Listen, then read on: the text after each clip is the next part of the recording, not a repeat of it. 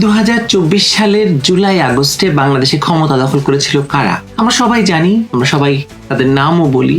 Doctor Yunus ছিলেন তাদের মুখ্য সমন্বয়ক। কিন্তু বাংলাদেশে কখনোই ক্ষমতার পরিবর্তন সেনাবাহিনী ছাড়া ঘটেনি, এই দাবি করেছেন সাংবাদিক বিশ্লেষক এনায়েত কবির। নর্থ ইস্ট নিউজে ৮ পর্বের ধারাবাহিকে তিনি প্রমাণ করেছেন যে বাংলাদেশে 2024 সালের জুলাই আগস্টে কিভাবে সুশীল ব্যুরোক্রেসি, বিদেশি এবং সেনাবাহিনী মিলে শেখ হাসিনাকে ক্ষমতাচ্যুত করে ক্ষমতাকে দখল করেছে। তার সঙ্গে সাক্ষাৎকারে বেরিয়ে এসেছে আরো সব চমৎকৃত তথ্য এবং তত্ত্ব। চলুন শোনা যাক এনায়েত কবিরের মুখ থেকেই।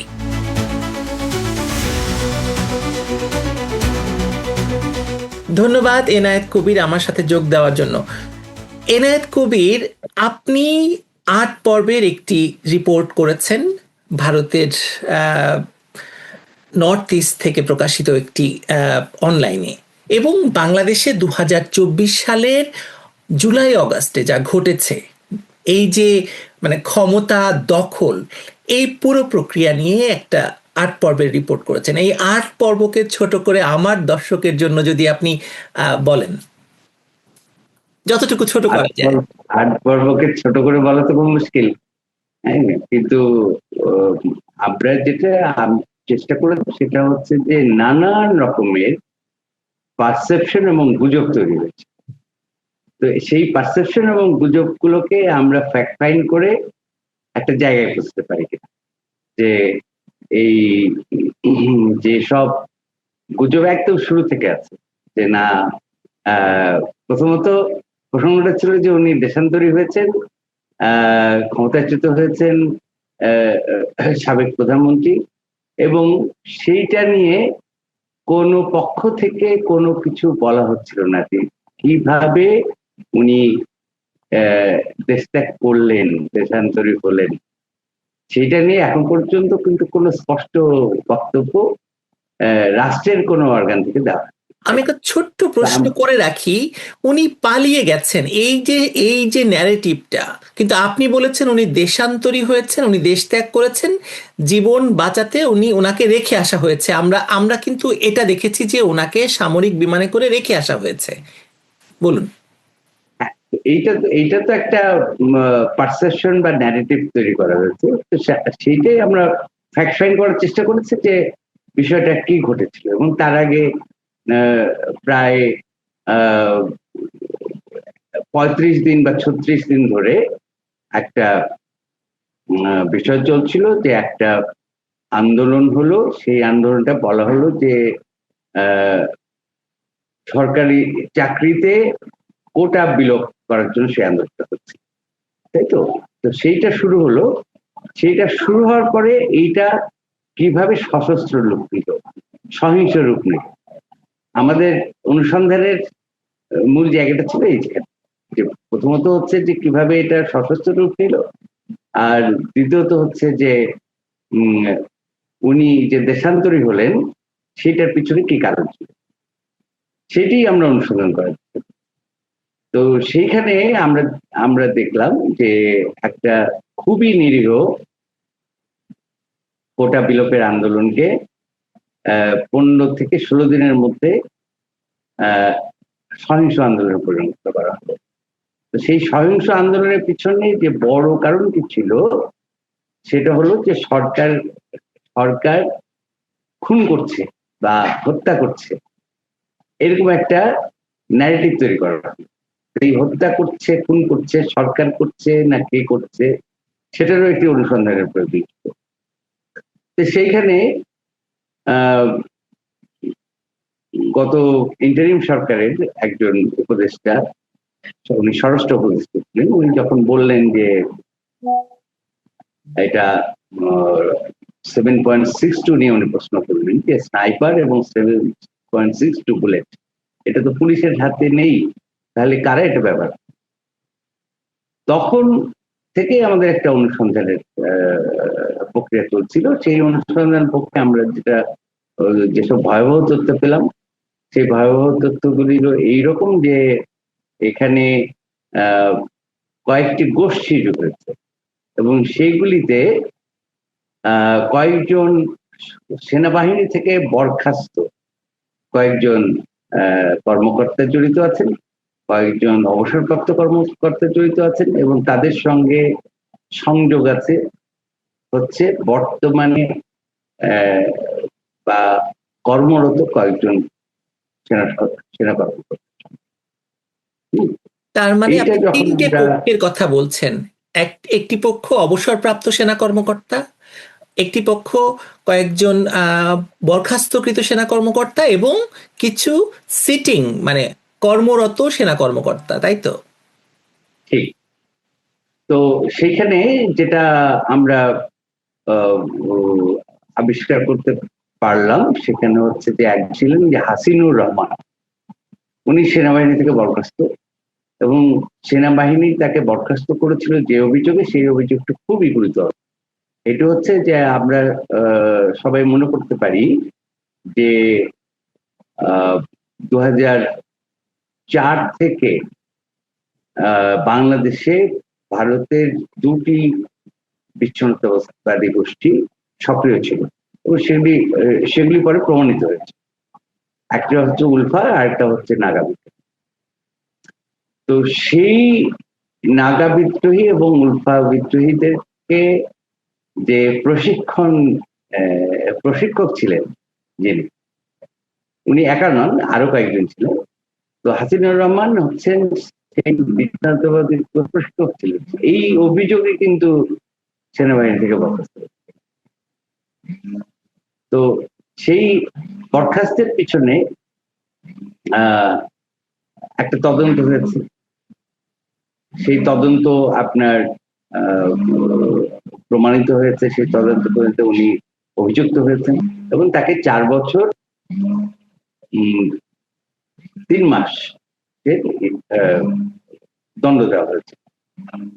সেই দণ্ড ইকবাল করিম ভুইয়া যখন সেনাপ্রধান হলেন সেই সময়ে তার উদ্যোগে সেই দণ্ড কমে গেল। তখন আমরা আরো অনুসরণ শুরু করি এবং আমরা এই পুরো গোষ্ঠীর সঙ্গে হাসান সোহরাওয়ার্দী এবং ইকবাল করিম ভুইয়া একটা সংযোগ আছে, এটা আমরা নানান নথিপত্র। এই সংযোগটা কি জুলাইয়ের সময় শুরু হয়েছে নাকি এর আগের থেকে এরা কাজ করছিল? আমরা মেজর জিয়ার কথা জানতাম। একজন মেজর জিয়া ছিলেন যিনি জঙ্গি পৃষ্ঠপোষক এবং তাকে অনেকবার আওয়ামী লীগ সরকারের আমলে তাকে খোঁজা হচ্ছিল এবং তার সম্পর্কে অনেক তথ্য আমরা পেতাম। কিন্তু হাসিনুরদের সম্পর্কে, হাসিনুরকে যখন বরখাস্ত করা হলো তখন কিন্তু আমরা তেমন কিছু শুনতে পাইনি। আমরা শুধু রিপোর্টটা জানি যে হাসিনুর নামে একজনকে মানে বরখাস্ত করা হয়েছে, কি কারণে সেটা জানা যায়নি। কিন্তু নথিপত্র থেকে আমরা যেটা জানতে পারছি আমরা সেটাই বলছি। তো সেখানে আরেকটি আপনি যার কথা বললেন জিয়া, তার সঙ্গে সংযোগ ছিল বিচ্ছিন্নতাবাদীদের সঙ্গে নয়, তার সঙ্গে সংযোগ ছিল চট্টগ্রামের একটা জিহাদি গ্রুপে। হ্যাঁ, তো সেইখান থেকে সেও প্রশিক্ষক ছিল,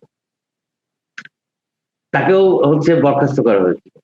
এবং এই যাদেরকে সেনাবাহিনী থেকে বরখাস্ত করা হয় মূলত তারা কিন্তু আসলে আপনার সেনানিবাসে অর্জিত থাকে, সেনানিবাসে প্রবেশে তাদেরকে নানান ধরনের বিধি নিষেধ। এখন এই যে 3 জনের নাম বললাম এর বাইরে আরো অনেকে আছেন, 20 থেকে 25 জন আছেন যাদের নাম আমরা পেয়েছি। বিভিন্ন সময়ে বিভিন্ন ভাবে এরা একটা গোষ্ঠীবদ্ধ হয়েছেন এবং হচ্ছে এই বিচ্ছিন্নতাবাদী গোষ্ঠীর সঙ্গে একটা সংযোগ তাদের সবসময় ছিল। তো এই বিচ্ছিন্নতাবাদী গ্রুপগুলোকে আসলে তো একটা আন্তর্জাতিক নেটওয়ার্কেও নিয়ে আসা হচ্ছে। আপনি ধরুন যে এখানে তো একটা ভূ রাজনৈতিক নীতি আছে, ভূ রাজনৈতিক সামরিক নীতি শুধু নয়, একটা ভূ রাজনৈতিক বৈশ্বিক নীতির রাজনীতি মধ্যে আছে একটা বড় ধরনের। আমাদের দক্ষিণ পূর্ব এশিয়া, তো সেইটা হচ্ছে মার্কিন যে নীতিসমূহ, সেটা মূলত হচ্ছে চীন বিরোধী একটা সামরিক আহ, আহ, নীতি তারা গ্রহণ করেছিল, এবং সেইটার একটা পার্ট কিন্তু এই বিচ্ছিন্নতাবাদী গোষ্ঠীগুলোকে রসদ সাপ্লাই আন্তর্জাতিক দেওয়া বা নেটওয়ার্কের মধ্যে নিয়ে শক্তিশালী করা। তো সেইখানে নাগাল্যান্ডের বিদ্রোহী গ্রুপটা ছিল, আর রাখাইনের মিজো কুকিদের গ্রুপটা ছিল, আর আপনি জানেন বোধহয় যে মণিপুরে একটা জিউস কমিউনিটি আছে 150 বছরের পুরনো। তো এই জিউস কমিউনিটি সঙ্গেও এদের যোগাযোগ আছে, সেখানেও একটা মণিপুরের একটা গোষ্ঠী আছে, এই কুকিদেরই, কুকি মেজো। মানে তো ইহুদি গোষ্ঠীটি বোধহয় নাগাল্যান্ডের, মণিপুরে। আচ্ছা আচ্ছা। তো এই এই এই অঞ্চলটাতে আবার গত কয়েক দশক ধরে হচ্ছে পাহাড়ি একটু বঞ্চিত মানুষদেরকে খ্রিস্টীয় ধর্মে দীক্ষিত করার একটা ব্যাপক কার্যক্রম চলছে। তো এই অঞ্চলটাকে ঘিরে এই বিচ্ছিন্নতাবাদী গ্রুপগুলোকে, তাদেরকে হয়তো ভাবা হচ্ছে যে মার্কিন যুক্তরাষ্ট্রের দৃষ্টিভঙ্গি থেকে তাদেরকে হয়তো ভাবা হচ্ছে যে তারা স্বাধীনতাকামী। হ্যাঁ, তো এই গোষ্ঠীগুলোকে তারা একটা সংযুক্ত করে সেখানে একটা ইহুদি খ্রিস্টান রাষ্ট্র গঠন করা যায় কিনা, সেটি নিয়ে দীর্ঘ সময় ধরে মার্কিন যুক্তরাষ্ট্র কাজ করছে। সেইটার সঙ্গে বাংলাদেশের সামরিক বেসামরিক গোষ্ঠীর একটা সংযুক্তি আছে। তার মধ্যে এই যে বরখাস্তকৃত যে কয়েকজন আছে, তাদের গভীর সংযোগ আছে। এনায়েত কবির, আমার এখানে একটা প্রশ্ন আছে। এইখানে শেখ হাসিনা কি করে এই আন্তর্জাতিক গোষ্ঠীর বা লবিটির শত্রু হিসাবে প্রমাণিত হলেন, বা কেন তারা শেখ হাসিনাকে সরাতে চাইলেন? এটা এটির শুরুটা অনেক আগে। এটা হচ্ছে যখন 2007 সালে বাংলাদেশে একটা জরুরি সরকার তৈরি হলো। হ্যাঁ, সেই জরুরি সরকারের সময়ে আপনার মনে আছে নিশ্চয়ই যে একটা ফর্মুলা দাঁড়িয়েছিল -2। তো এই -2 ফর্মুলা যেটা, সেই ফর্মুলাটা কিছু যে বাংলাদেশে এমন একটা সরকার প্রতিষ্ঠা করা দীর্ঘ সময়ের জন্য, যে সরকারটি হচ্ছে মার্কিন যুক্তরাষ্ট্রের স্বার্থ সংশ্লিষ্ট বিষয়গুলি দেখবে। তো সেখানে আমরা দেখলাম যে যখন -2 ফর্মুলা নিয়ে হচ্ছে রাজনৈতিক দলগুলোর মধ্যে সংস্কারের প্রশ্ন আসলো, তখন সমস্ত রাজনৈতিক কর্মকাণ্ড বন্ধ। জরুরি অবস্থার কারণে সমস্ত রাজনৈতিক কর্মকাণ্ড বন্ধ। সেইখানে একটা নতুন রাজনৈতিক দল গঠিত হলো, যার নেতৃত্বে ছিলেন কে? মোহাম্মদ ইউনূস। আচ্ছা, তো সেই দফায় যখন এই পরিকল্পনা ব্যর্থ হলো, সেই দফায় ব্যর্থ হওয়ার পরে পরিকল্পনাটা, সেই ব্যর্থ হওয়ার কারণটা তো শেখ হাসিনাই ছিলেন। পুরোপুরি আমি সেটা বলছি না। সেখানে আমি বলছি যে সেখানে তখনও বাংলাদেশের যে ট্র্যাডিশনাল রাজনৈতিক শক্তি, ওই ঐতিহ্যগত রাজনৈতিক শক্তি, সেই রাজনৈতিক শক্তি কিন্তু খুব বেশি খর্ব হয়নি। সুতরাং রাজনৈতিক প্রতিরোধটা ছিল। হ্যাঁ, এবং সেটার নেতৃত্বে অবশ্যই শেখ হাসিনা ছিলেন, সঙ্গে খালেদা জিয়াও ছিলেন। তো সেইটা যে সেই রাজনৈতিক শক্তিগুলো, ট্র্যাডিশনাল রাজনৈতিক শক্তিগুলো যেহেতু তখনও শক্তিশালী ছিল, সেটাই মূলত কারণ হচ্ছে আপনার 1-11 সে ফর্মুলা সফল হতে না পারে। তো কিন্তু 2004 সাল থেকেই কিন্তু এই বিচ্ছিন্নতাবাদী গোষ্ঠীগুলোকে নানান ধরনের প্রণোদনা দেওয়া হচ্ছিল, এবং সেটার সঙ্গে কিন্তু সেই সময়ের সরকারের একটা অংশ সংযুক্ত ছিল। এরকম প্রমাণাদিও পরে পাওয়া গিয়েছে। তো সেটি আপনার মনে আছে যে 10 ট্রাক অস্ত্রের একটা ব্যাপার ঘটেছিল। আচ্ছা, তো পরে যখন আপনার আওয়ামী লীগ সরকার গঠিত হলো 2008 সালে, এর পরপরই সেই সরকারকে খুব দ্রুত দুর্বল করার জন্য কিন্তু কি ঘটেছিল, বিডিআরে একটা বড় ধরনের হত্যাকাণ্ড ঘটলো, এবং সেখানে জঙ্গি বিরোধী অভিযান চালানো যে সব সামরিক কর্মকর্তা ছিলেন প্রায় অনেককেই সেখানে হত্যা করা। এখানেও অনেক নথিপত্র তথ্য আছে যে এখানেও এই বিচ্ছিন্নতাবাদী গোষ্ঠীর একটা সম্পর্ক ছিল। আচ্ছা, তো এরপরে র্যাবে কয়েকজন কর্মকর্তাকে রিক্রুট করা হয়, বিভিন্ন সামরিক বাহিনী থেকে আনা হয়, পুলিশ থেকে আনা হয়, এবং তা র্যাবকে হচ্ছে এই বিচ্ছিন্নতাবাদী গোষ্ঠীর বিষয়ে তদন্ত এবং নির্মূলের দায়িত্ব দেওয়া, এবং তারা এটা খুবই দক্ষতার সঙ্গে পরিকল্পিতভাবে এটা সমাপ্ত করতে পারেন, যেটার নেতৃত্বে ছিলেন ব্রিগেডিয়ার আজিম, যেটার নেতৃত্বে তার নেতৃত্বে তখনকার লেফটেন্যান্ট কর্নেল ছিলেন বোধহয় তখন জিয়াউল হাসান, তারপরে সোহাইল ছিলেন নৌবাহিনী, এরা ছিলেন। তো এরাই আবার এই তদন্তের সময় তো এই যে হাসিনুরদের বিষয়গুলি উঠে আসে, এবং তারপরে কোর্ট মার্শাল হয় এবং হাসিনুরের আপনার দণ্ডটা হ্যাঁ, সেখানে আরো দুইজনকে ইয়ে করা হয়েছিল, বরখাস্ত করা হয়েছিল। একজন ছিলেন মহসিনুল করিম, ওনার পদ পদবি এখন মনে করছে না আমার। আরেকজন হচ্ছেন আফজাল, ব্রিগেডিয়ার আফজাল, যাকে কয়েকদিন আগে গ্রেফতার করা হলো। না, ব্রিগেডিয়ার আফজাল হচ্ছে বহু আগে বরখাস্ত। আচ্ছা, আপনি যার কথা হচ্ছেন তিনি হচ্ছেন ডিজিএফআই কর্মকর্তা। আচ্ছা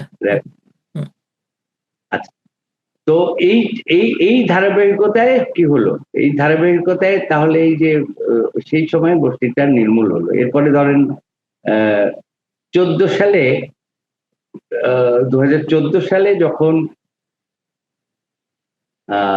একটা অভিনব এবং উদ্ভাবনী নির্বাচন হলো, তো তার আগে কিন্তু একটা কুপ্রচেষ্টা ছিল। আচ্ছা, সরকার পতনের জন্য একটা কুপ্রচেষ্টা ছিল।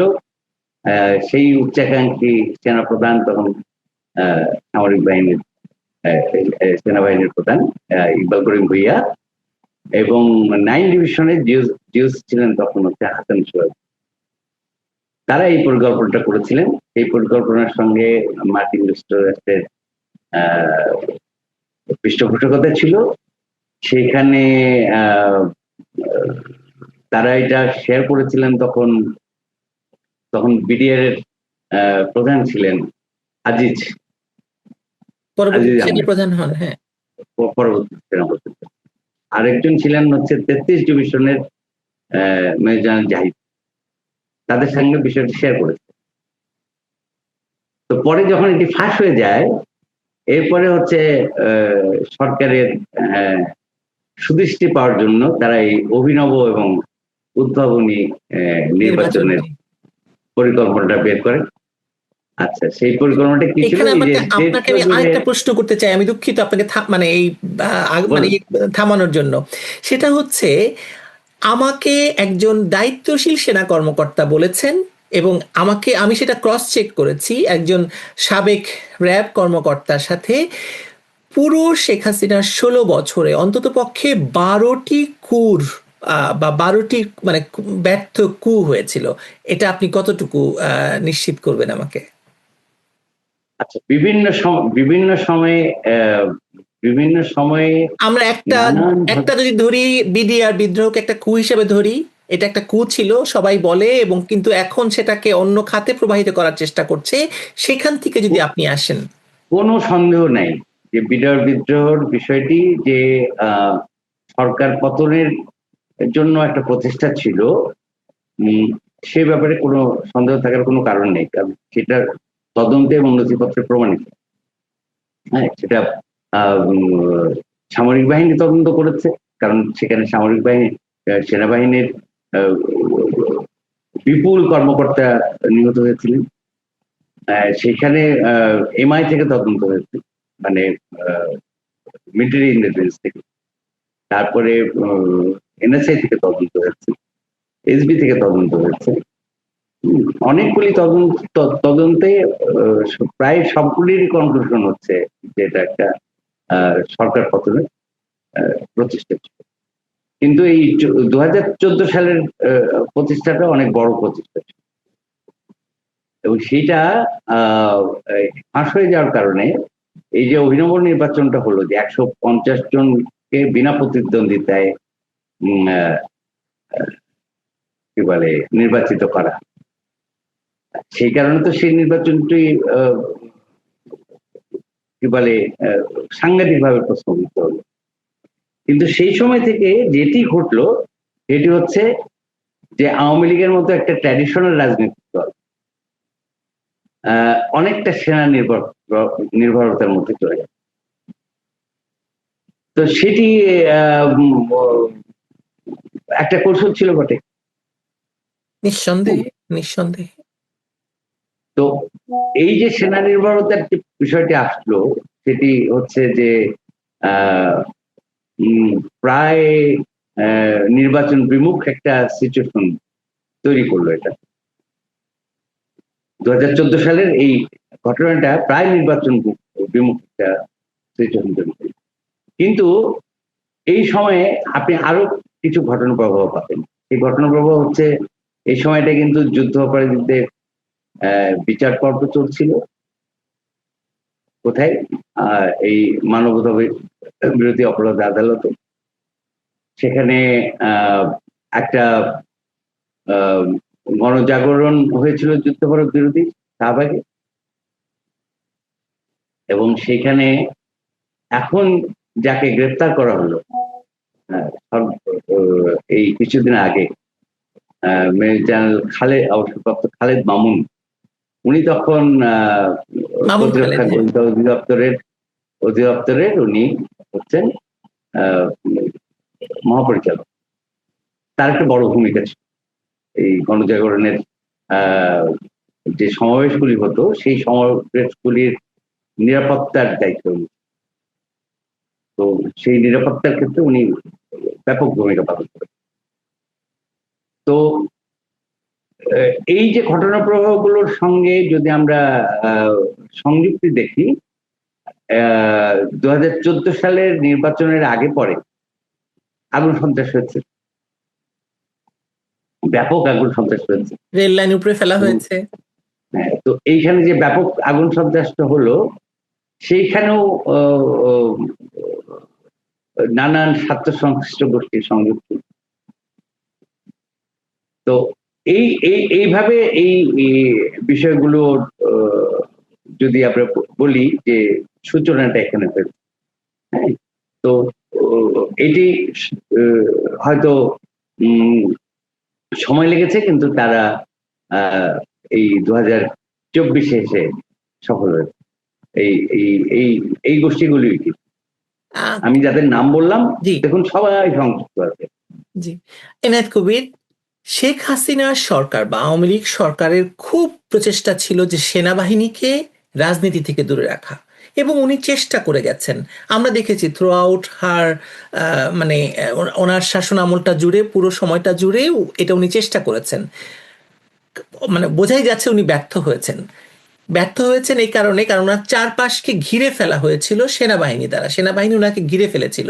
এটা আমরা প্রতিটি রাজনৈতিক যারা আওয়ামী লীগের প্রতি সহানুভূতিশীল রাজনৈতিক নেতা, সাংবাদিক মানে এবং বুদ্ধিজীবী তাদের কাছ থেকে বারবার শুনেছি, এটা কতটা ক্ষতি করেছিল শেষ পর্যন্ত?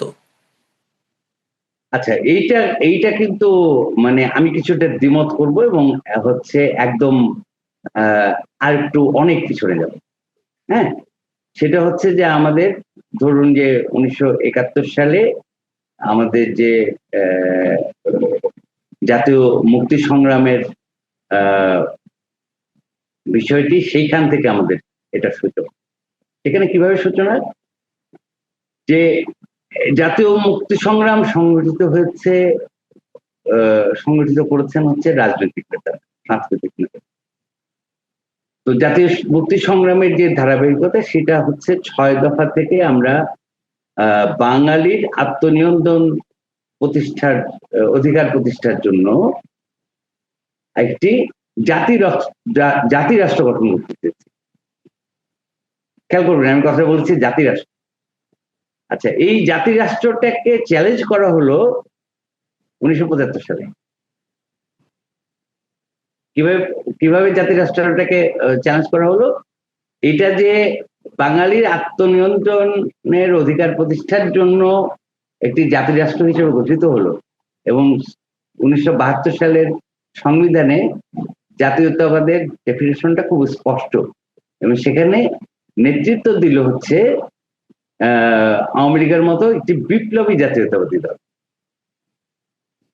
আওয়ামী লীগ তো বিপ্লবী রাজনীতির দল না, একটা বিপ্লবী জাতীয়তাবাদী দল। আচ্ছা, কিন্তু আমাদের মুক্তিযুদ্ধ যখন সংগঠিত হলো, সেখানে মুজিবনগর সরকার, সেটাও কিন্তু বিপ্লবী সরকার ছিল না। আচ্ছা, এবং খেয়াল করবেন তখন একটা মুজিবনগর সরকারের অধীনে একটা ব্রিটিশ মডেলের আমলাতন্ত্র। আচ্ছা, আবার মুজিবনগর সরকারের অধীনে একটা গণবাহিনী মুক্তিযুদ্ধে সশস্ত্র প্রতিরোধ করছে, তারপরে কি বলে সম্মুখ যুদ্ধে যাচ্ছে। হ্যাঁ, সম্মুখ যুদ্ধে যাচ্ছে, কিন্তু সেখানেও কিন্তু আবার একটা নিয়মিত বাহিনী গড়ে তোলা হয়। অর্থাৎ বিপ্লবী সরকার কিন্তু হলে কিন্তু এই মডেলটা হতো না, না কোনো নিয়মতান্ত্রিক কাজে থাকতো না। হ্যাঁ, তো তাহলে কি হলো, এই যে শুরুটা হলো এখানে, এবং সেটা বঙ্গবন্ধু কন্টিনিউ করতে গেলেন 1972 সালে ফিরে এসে। তারপর 1974 সালের শেষে গিয়ে উপলব্ধি করলেন যে না, এই নিয়মতান্ত্রিক এইরকম মডেলে চলছে না। তখন উনি একটা বৈপ্লবিক চিন্তার ধারায় গেলেন, এবং রাজনৈতিক বিষয়গুলোকে তিনি ভিন্নভাবে তখন ভাবা শুরু করলেন। তো এই যে 75 সালে বঙ্গবন্ধুকে হত্যা করা হলো, তো হত্যা করার সঙ্গে সঙ্গে বাংলাদেশের কনসেপ্টটাকে হত্যা করা হলো, জাতি রাষ্ট্রের কনসেপ্টটাকে। তাহলে এটা আর জাতি রাষ্ট্র না, তখন এটা আবার ধর্মরাষ্ট্রে পরিণত করার প্রক্রিয়া শুরু হলো। এই যে চ্যালেঞ্জটা হলো, এই চ্যালেঞ্জটা কারা করলো? সেনাবাহিনী, সামরিক বাহিনী করেছে। এবং আমি এটা কখনোই মানি না যে সামরিক বাহিনীর কতিপয় সদস্য বলে যেটা বলা, কতিপয় বিপদগামী। বিষয়টা এরকম নয়, কারণ সেই বিপদগামী সদস্যরা যারা খুন খারাপি করেছে, তাদেরকে ইন্ডিমিনিটি দিয়েছিল কার? সেনাবাহিনীর আরেক সদস্য। হ্যাঁ,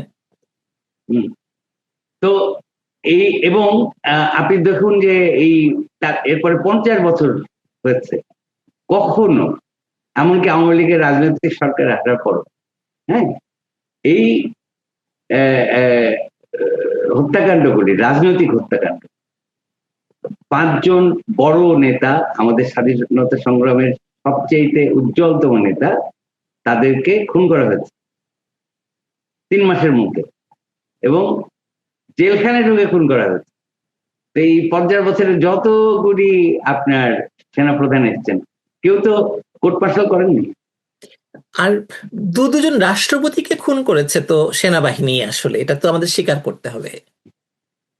তো রাষ্ট্রপতিকে তো বটেই, আমি বলছি যে তারা বঙ্গবন্ধু, তাজউদ্দিন আহমেদ, সৈয়দ নজরুল, তারা শুধু তো রাষ্ট্রপতি বা এই বিষয় নয়, তারা জাতীয় মুক্তি সংগ্রামের রাজনৈতিক নেতৃত্ব। নিঃসন্দেহে। হ্যাঁ, তার মানে আপনি বলতে চাইছেন যে সেনাবাহিনী আসলে কখনোই বাংলাদেশের রাজনৈতিক স্ফেয়ার থেকে দূরে ছিল না, বরং তারা একটা বড় অংশীজন ছিল, তাই তো?